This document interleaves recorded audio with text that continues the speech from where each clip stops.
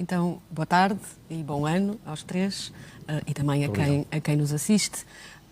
Relativamente a esta questão da descentralização, o que me apraz dizer para começar é que já parece um pouco uma ladainha, perdoem-me a expressão, mas porque o processo já vem de trás, já é longo. Aquilo que também veio a público hoje é que a Associação Nacional de Municípios chama assim o mérito desta novidade, agora o Partido Social Democrata chama assim o mérito desta novidade, certamente o Executivo do Rui Moreira chamará assim o mérito desta novidade, ou da assinatura, da conquista, enfim, mas aquilo que apontávamos, continuamos a apontar. Esta descentralização não serve o país, foi um processo mal orientado. Aliás, as alterações todas que foi havendo são também disso demonstração. E, efetivamente, não é apenas do ponto de vista financeiro que há um problema. Naturalmente, para uma área tão sensível como a ação social, o reforço financeiro que foi reclamado e que agora veio, não sabemos se é à altura do que é a necessidade, mas que veio, é fundamental, mas ainda assim... 91 milhões ao todo, agora mais 35 milhões. Isso mesmo.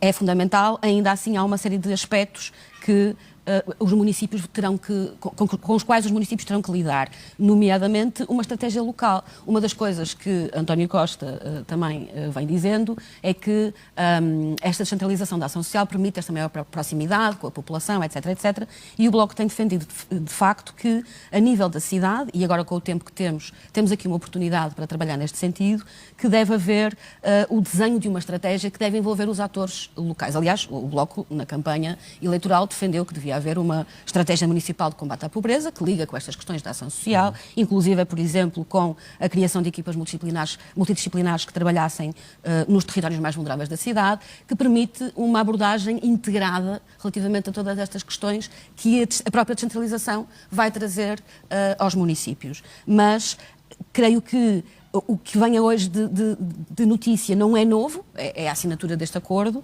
Aquilo que poderá vir de novo, e veremos se podemos ter alguma novidade nesse sentido, é o que é que a Câmara Municipal do Porto vai fazer com isto. Isto é que é o que as pessoas precisam de ouvir agora, porque a responsabilidade é enorme e com o tempo que temos acreditamos que há tempo e outra vez, esta responsabilidade de fazer melhor do que o Estado Central fazia, é pelo menos a expectativa que as pessoas terão certamente, porque sabemos, e também já o discutimos aqui no Nota Pública, de que aquilo que vinha do Estado Central já vinha depauperado. Portanto, neste momento, temos que fazer melhor. Acho que é o desafio que nos Mas ainda antes de me virar aqui para o Vice-Presidente da Câmara do Porto e para o colega do Partido Socialista, o Jorge Garcia Pereira, disse que há tempo e, de facto, temos até 3 de abril. Portanto, é tempo suficiente para, por exemplo, em Assembleia Municipal se debater, em Câmara Municipal se debater e afinar ainda mais estratégias. E aqui recordo que um colega do Filipe Araújo, o vereador Fernando Paulo, disse que em janeiro a autarquia tinha condições para assumir, não obstante o processo ter sido adiado para abril. Mas se Fernando Paulo diz que a autarquia em janeiro já tinha condições para assumir, é porque as estratégias já estão afinadas. Pelo menos, numa primeira leitura, é o que se pensa logo. O que, quer no Executivo, quer na Assembleia Municipal, procurámos, junto do Executivo, obter de informação foi precisamente como é que estava o processo. E aquilo que sabemos, certamente o Filipe também nos dirá sobre isso, é que este é um trabalho que o Executivo, na iminência disto acontecer em janeiro, já começou a preparar antes. Não é? E, portanto, aquilo que sabemos é que, nomeadamente o Sr. Vereador Fernando Paulo, foi estando em articulação com as organizações que atualmente, por exemplo, têm os protocolos com a Segurança Social. E a opção, aliás, chegou a ir ao Executivo, mas depois foi retirado por causa desta alteração, mas a opção é manter o que está, mas com margem para reavaliar. E esta avaliação é também algo que o Bloco entende que é fundamental, porque a Segurança Social não o vinha fazendo. Portanto, a Segurança Social não faz esta prática de, numa lógica de proximidade, olhar para o que é que está de facto a ser feito e como é que isto vai ao encontro da real necessidade das pessoas. Neste caso, o município tem aqui uma oportunidade de fazer diferente e, portanto, esta reavaliação será importante também.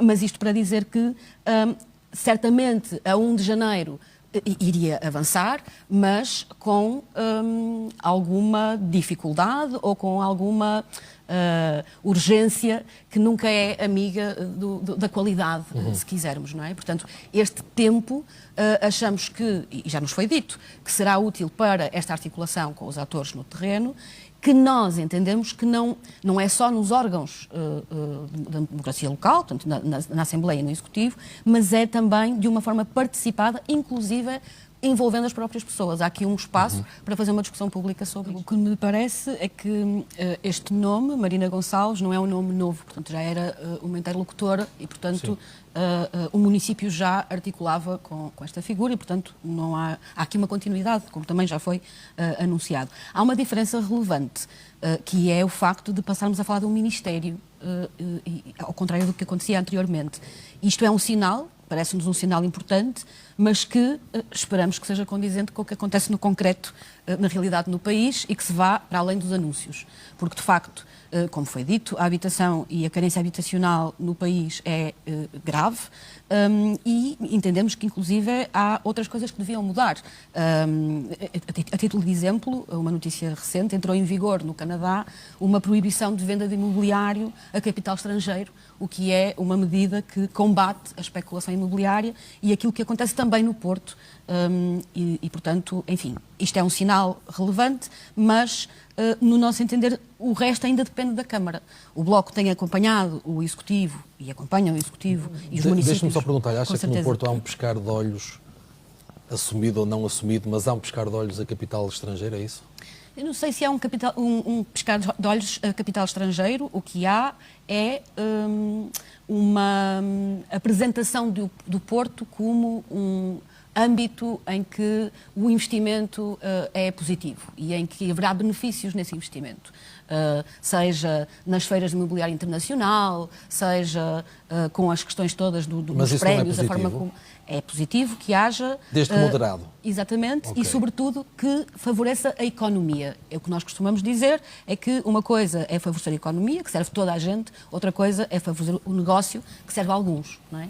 E, de facto, aquilo que também vai acontecendo na cidade do Porto, com inclusive episódios de assédio imobiliário, como nós sabemos, é que está a haver um flagelo, vem havendo nos últimos anos, relativamente, inclusive, à expulsão das pessoas da cidade, nomeadamente as pessoas em situação mais vulnerável. Mas dizia, nós acompanhamos a reivindicação de investimento que tem que haver por parte do Governo tem um papel nisto, mas nós defendemos que há um papel do município. E uma das coisas que eu gostaria de salientar tem a ver com o que o Sr. Primeiro-Ministro também salientou na apresentação desta remodelação do Governo. No que dizia respeito à habitação, ele falou do facto de que há 235 municípios que já têm contratos a partir de estratégias locais de habitação.